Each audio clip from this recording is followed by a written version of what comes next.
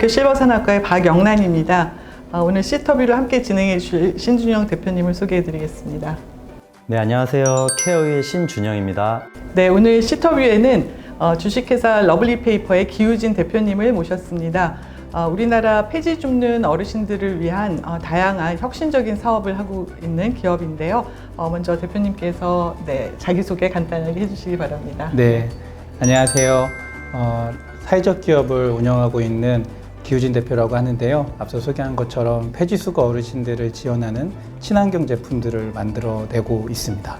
네, 그 폐지 줍는 노인이라는 말은 많이 쓰는데 또 자원재생 활동가라고 또 표현하고 계시더라고요. 네, 그 회사를 창업하시게 된 배경을 좀 말씀해 주세요. 네, 사실 저희가 이제 일상에서 너무 흔히 볼 수 있는 광경일 거예요. 거리에서 폐지를 줍는 어르신들. 어르신들을 목격하게 된 어떤 시기는 지금부터 한 10년 전 갔을 때 제가 그 당시에는 대안학교 교사였는데 그때 거리에서 폐지를 수거하는 어르신들을 이제 보게 돼요. 근데 그분들을 보면서 이런 생각을 했거든요. 잠시 어쩌면 나의 미래이지도 않을까라는 생각도 하게 됐어요. 그러면서 어르신들이 왜 폐지를 줄까라는 어떤 자료들을 좀 살펴봤는데 우리나라의 노인 빈곤의 문제가 상당히 심각하구나라는 걸 알게 됐고 그 빈곤의 상징적으로 어르신들이 거리에 내몰려서 폐지를 줄 수밖에 없구나. 또 그 폐지를 줍는 구조를 또 살펴보니까 상당히 시장화되어 있는데 그 시장에서 가장 나약한 대적, 어떻게 보면 존재로서의 상황에 놓여 있는 분들이 어르신들이라는 걸 알게 되고 그렇다면 이분들의 문제들을 어떻게 하면 해결할 수 있을까에 대해서 고민한 끝에 조금씩 이렇게 발전을 해오면서 지금 이제 러블리페이퍼로 된 것 같습니다. 네. 그러면 이제 회사에서 하시는 일이 그러니까 어르신들이 가져오시는 여러 가지 재생 물품들을 가지고 뭔가 재활용하시는 사업들을 하고 계시잖아요. 그 일에 대해서 조금 구체적으로 설명해 주시면 좋겠습니다. 저희는 먼저 이제 폐지 수지 어르신들의 가장 큰 문제를 낮은 폐지 가격으로 이제 정의했고요. 그 낮은 폐지 가격이 시장에서 형성된 어떤 구조에서는 더 이상 해결이 안 되기 때문에 직접 저희가 어르신들의 폐지를 고가에 사보자. 라고 이제 아이디어를 냈는데 그렇다면 이렇게 고가에 산 펫박스로 뭔가를 만들어서 부가가치가 있는 것들로 다시 재판매를 해야 수익이 되고 이제 선순환 구조로서 다시 어르신들 펫박스를 매입할 수 있을 텐데 도대체 뭘 만들까 되게 고민을 했어요. 이 어르신들한테 매입한 펫박스로 캔버스라는 걸 만들고 그 캔버스로 재능기부 작가님들의 작품을 더해줬을 때 아트 작품까지 만들 수 있다는 걸 알게 돼서 이런 어떤 선순환 비즈니스 모델 구조를 설계하게 됐죠. 그래서 폐지줍는 어르신한테 펫박스를 시세보다 한 6배 정도, 지금 시세 1kg에 50원 정도 하니까 저희는 1kg 300원에 매입하거든요. 그래서 6배 정도로 매입을 해서 그거를 몇 차례 가공을 거쳐서 캔버스 업사이클 제품을 만들고 재능기부 작가님들 한 전국에 350명 정도가 계세요. 그분들과 함께 캔버스 아트라는 걸 만들어서 판매하고 그 수익으로 다시 어르신들을 지원하는 이런 어떤 비즈니스 모델을 운영하고 있습니다. 네, 재능 기부하시는 분들이 350명 있는 거세요? 네, 사실은 저희가 더 이상 받고 있지 않는데요. 네. 초기에 이제 받고 이제 구성된 작가님들 풀로도 충분히 지금 저희가 작품들은 받을 수 있어서 더 이렇게 공개적으로 모집은 하고 있지는 않아요. 네. 다만 이제 소개로 연락 오시는 작가님들한테는 같이 이제 협업은 하고 있습니다. 네. 그 러블리페이퍼가 하는 일이 사실 이제 그 노인들에게 일자리를 제공하시고 또 소득 창출의 기회도 주시지만 이제 홈페이지에 보면은 그분들의 정서적인 지원이라든가 약간 이제 총체적인 삶을 지원하는 기업이다라고 하고 계시는데요. 이 어르신들하고 어떤 공동체를 지금 만들고 계시는지 좀 설명해 주세요. 사실 이런 말이 어울릴지 모르겠어요. 제가 한 어르신한테 질문을 드렸어요. 러블리페이퍼에 오게 되니까 근무하게 되니까 어떤 게 좋으시냐라고 했더니 돈은 뭐 둘째치고 눈 뜨면 갈 데가 있고 가면 같이 일할 동무가 있고 그게 너무 즐겁고 소풍 가기 전날처럼 설렌다 이런 말씀 하시는 거예요. 그 설렌다라는 그 말 한마디에 저는 우리 공동체가 다 설명된다고 생각이 들거든요. 그래서 그 어르신의 연세가 86세인데 올해로 19년부터 지금까지 이제 5년 차 이제 근무를 계속하고 계신데 그분이 최근엔 저한테 또 이런 말씀을 하세요. 내가 대표님을 더 일찍 만났더라면 더 오래 이렇게 행복한 시절을 보낼 수 있을 텐데 이제 내가 좀 있으면 90인데 이제 대표님하고 헤어질 다시 말하면 러블리페이퍼에 와서 일을 하지 못하는 그런 상황들이 점점 다가오니까 그에 대한 아쉬움과 또 좀 어떻게 보면은 좀 본인의 나이가 점점 들어가서 더 이상 일을 못한다는 거에 대한 불안감 이런 것들도 내재되어 있는 표현들을 얘기하셨는데 저희 공동체가 지금은 이제 어르신들이 모여서 함께 동거동록하면서 일이라는 어떤 노동이라는 걸 중심에 두고 소득도 증대하고 또 어르신들의 삶에 즐거움과 설렘도 드리고 또 이분들이 만들어내는 그 성과로 지구 환경을 다시금 좋게 만드는 그런 과정까지 이제 이바지한다고 생각이 되는데 한 개인의 어르신들의 삶에는 여전히 어떻게 보면은 너무 좋은데 이게 나이가 들어감에 따라서 멀어져야 된다는 필연코 헤어짐이 있다는 거에 대한 불안감까지 있어서 제가 이 불안감을 어떻게 더 해소시켜 드릴 수 있을까? 어떤 관계로 더 나아갈 수 있을까? 사실 이런 고민을 많이 하고 있는 지금 네. 수준의 좀 공동체라고 생각이 듭니다. 네. 지금 캔버스 사업을 얘기하셨는데 그거 외에 네네. 저는 전에 그 재생 테이프를 구매해서 지금도 잘 쓰고 있는데 네. 그 외에 최근에 또 여러 가지 사업들도 확장하고 네. 계신 걸로 알고 있는데 좀 설명 부탁드리겠습니다. 저희가 사명이 러블리 페이퍼다 보니까 사실은 러블리 페이퍼가 사랑스러운 종이로 생각하시는 분들이 많은데 러브 한 다음에 리가 리사이클의 리자거든요. 그래서 러블리 페이퍼예요. 그래서 종이를 리사이클하는 목적은 사랑으로 그런 어떤 뜻이 있는데 결과적으로는 그래서 종이 사업에 대한 신제품이나 연구 개발들을 좀 하는 편이에요. 그래서 우리 일상에서 잘 버려지고 재활용이 안 되는 종이가 뭐가 있을까 보니까 그 종이 쌀포대가 있더라고요. 종이 쌀포대가 사실은 종이로 많이 분류 배출하고 계신데 일반 쓰레기로 버려야 될 항목이거든요.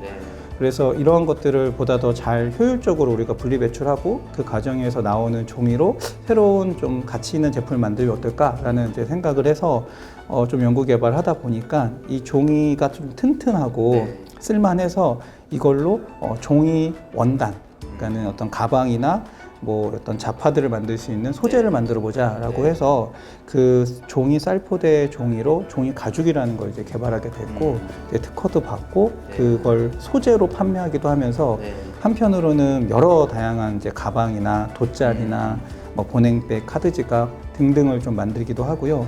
저희가 한편으로는 이런 교육 서비스도 운영해요.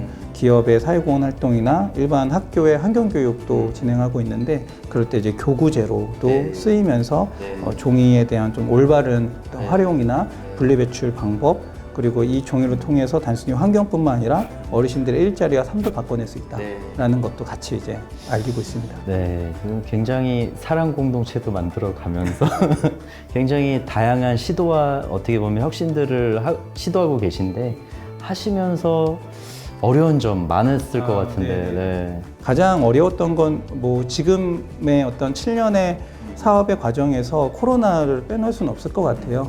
저희의 비즈니스 모델 중에서 이제 B2B로 기업 사회공헌 활동이나 뭐 학교에서 하는 교육 활동이 하는 그런 차지하는 비율이 그래도 상당한데 코로나로 인해서 그런 어떤 매출적인 수익적인 부분들이 다 제로 베이스가 되다 보니까 저희로서는 좀 힘든 시기를 거쳤고 다행히 그래도 그 시기에 비대면 콘텐츠를 좀 만들어내면서 그런 것들을 이제 회복할 수 있는 기회가 되고 또 전화위복으로 저희가 대면으로 하다 보면은 수도권 인근에 있는 어떤 직접적으로 저희가 갈 수 있는 거리에 제한이 있었는데 비대면으로 하다 보니까 이제 전국으로 좀 전략적인 지역이 좀 이렇게 확대된 거 그것도 하나의 또 기회 요인이기도 했어요. 그래서 뭔가 위기가 있으면 늘 기회가 있구나 이런 것도 깨닫게 됐고 지금도 마찬가지인 것 같아요. 저희가 주식회사라는 어떤 사회적 기업의 형태를 또 한켠 이제 비영리 법인이라는 어떤 조직체로 또 피봇하는 그런 어떤 과정에 있는데 이것도 결국은 이런 시대와 상황에서 이 러블리 페이퍼에게 요구하는 어떤 조직의 올바른 체계에 대해서 묻는 말들이 있었거든요. 뭐 좀 더 솔직하게 말씀드리면 너네 그거 해가지고 이윤 창출이 제대로 될 수 있어? 너네 비즈니스 모델을 통해서 정말 수익이 나오고 정말 운영 가능한 기업으로서의 이야기를 풀어낼 수 있어? 라는 질문을 받았을 때 저도 할 수 있어 라는 어떤 자신감은 분명히 있었지만 실제로 데이터적으로 보이는 거는 반신반의해요. 그래서 기업이 갖고 있는 어떤 수익성 그리고 시장성 이런 것들을 봤을 때는 아무래도 어르신들이 직접 제품을 만들다 보니까 효율성적인 면에서는 많이 떨어지거든요. 네. 그래서 이걸 어떻게 설득시킬 수 있을까라고 네. 했을 땐 우리의 조직이 조금 더 이 비영리적인 조직으로 보여줬을 때 그런 부분이 설득되는 부분들도 있어서 네. 저희가 열심히 좀 연구도 하고 있습니다. 네. 예. 말씀 들으면은 저도 회사를 운영하고 있는 입장에서 많이 공감이 되는 부분이고요. 그럼에도 불구하고 가장 보람 있었던 순간은 경험은 어떤 게 네. 제가 사실 13년도에 이런 폐지수거 어르신들의 문제를 인식하고 이거에 대한 해결 방법을 구성하면서 사실 세 가지 방법이었거든요. 첫 번째는 사회적, 경제적, 정책적. 그러니까 이 문제가 이 사회적 기업과 사회적 경제 안에서 해결할 수 있는 한계가 있다고 이제 생각을 들었기 때문에 일단은 이분들에게 어떤 문제들을 많은 사람들한테 알리자. 그리고 거기에 동조한 사람들을 모아서 우리의 고객화 시키고 그런 과정에서 제가 어느 정도의 좀 발언권을 얻게 되면 정책과 이런 법과 제도도 바꿔낼 수 있는 그룹을 좀 모아서 전국에 있는 어르신들을 지원할 수 있는 보편적인 법을 만들자. 이게 어떻게 보면은 저희가 좀 지향하는 엑시트예요. 근데 그거를 운영하는 과정에서 제가 생각했던 것들을 한 지점 한 지점씩 이렇게 경험하는 순간들이 있었어요. 저희가 이런 봉사단체를 만들어서 청년들과 어르신들을 이제 지원하고 이 기업을 만들었을 때 어르신들을 꼭 고용할 거야 라고 했는데 그 고용을 19년부터 해서 지금까지 하게 되고 거기서 뭐 적은 인원이지만 6명밖에 안 되는 인원이지만 어르신들이 이제 출근하고 퇴근하면서 너무 즐거워하시고 또 이렇게 역에서 만나서 같이 걸어오시는데 따로 오실 수 있잖아요. 근데 꼭 거기 역에서 이제 모여가지고 옹기종기 이제 오시는 거예요. 그런 걸 보면서 이분들이 일터를 이제 바라보는 그 마음이 어떤 건지도 또 제가 알게 되고 그런 걸 느끼면서 앞서서 얘기했던 어르신들의 그 설레임을 직접 들으면서 또 감동이 되고 또 19년도에는 이제 어르신들을 위한 법과 제도를 이야기하는 공청회를 국회에서 러블리 페이퍼가 주관해서 진행한 적도 있거든요. 그러면서 조금 더 어르신에 대한 법과 제도를 활성화시키는 데에서 나가게 되면서 자원재생활동가라는 명칭도 저희가 만들게 됐는데 그러한 것들이 좀 보편적으로 쓰여지는 그런 광경을 보고 있어요. 이런 경험들이 저한테는 다 너무 소중한 경험들인 것 같아요. 네, 그럼 마지막으로 여태까지 이렇게 쭉 해오셨는데 초고령 사회를 바로 앞두고 있잖아요. 대표님이 그리는 어떤 미래상은 어떤 건가요? 사실은 이제 어르신들의 미래는 어둡죠. 뭐 가히 저희보다 10년 전부터 초고령 사회를 맞닥뜨렸던 일본의 사례만 보더라도 뭐 과로노인, 하류노인, 뭐 일부러 범죄를 저질러서 교도소에 가고 매우 어떤 정서적으로 경제적으로도 빈곤한 상태에서 놓여 있는데 저는 그거를 이제 배고픔과 전고품으로 이야기하고 있는데요. 사실 이런 일반적인 국가에서 해주는 복지 제도가 많이 그런 어떤 경제 지원이라든지 소득 지원 그런 부분에서 많이 포커싱이 맞춰져 있는데 저는 보다 더 좀 정서적인 부분에서의 지원이 더 많이 돼야 된다고 생각이 들어요. 그래서 최근에 통계에서 봐도 우울감이라든지 우울 증세를 보이고 있는 노인들이 증가하고 있고 특별히 폐지수거 어르신들은 일반적인 빈곤 노인보다 일반적인 그 어르신들보다 일을 하고 있음에도 불구하고 우울감이 3배 정도 높고 통계가 나오고 있거든요. 그런 것처럼 정서적인 지원들을 조금 더 해주는 그런 사회가 됐으면 좋겠다. 그러기 위해서는 사실은 청년들과 이 어르신들이 만날 수 있는 그런 커뮤니티가 많이 나왔으면 좋겠어요, 저는. 그래서 세대가 공감하는 어떤 이야기들이 이곳저곳에서 발생했으면 좋겠는데 이런 거였어요.